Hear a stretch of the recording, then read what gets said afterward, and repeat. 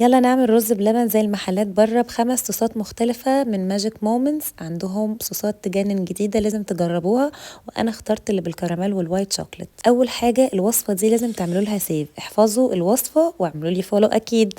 هنحط الرز وعليه ميه بتغلي وهنسيبه 10 دقايق. في بول هنحط الحليب وعليه كيس كريم شانتيه باودر ونشا وكمان فانيلا، وتقدروا تحطوا مستكه تطحنوها في شويه سكر، وهنزل عليهم السكر والسكر على حسب ما تحبوا. نقلبهم كلهم وننزلهم على خليط الرز اللي قعد 10 دقايق، بياخد تقريبا تلت ساعه. اهم حاجه كل 5 دقايق بنقلب فيه عشان ما يشتش، واهم حاجه نسيب فيه شويه حليب في الاخر عشان يطلع زي بتاع المحلات بره وكريمي. بما اننا بنشجع المنتج المصري فماجيك مومنتس منتج مصري عالي الجوده وسعره حلو جدا. اخترت اول واحد بالكراميل والوايت شوكليت كان خطير، كمان ده بالموكا اللي بيحب القهوه هيتجنن عليه، طعمه مظبوط جدا. طبعا انتوا عارفيني انا ما برشحلكوش اي منتجات وخلاص، فعلا كلهم احلى من بعض، ده يرجع بقى لحسب الذوق.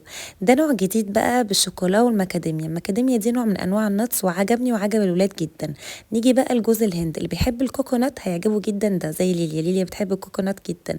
ده بالشوكولا ميكس ما بين الشوكولا وجوز الهند، كمان طلع حلو قوي. كمان في بالفراوله وبلو بيري والدارك شوكليت. اهم حاجه تجربوا وصفه رز بلبن على طريقتي، تتعاكس من حلاوتها احلى من محلات بره. واكتبوا لي في الكومنتس هتجربوا انهي صوص من ماجيك مومنتس. بون ابيتي. ما تنسوش تتابعوني انا وماجيك مومنتس.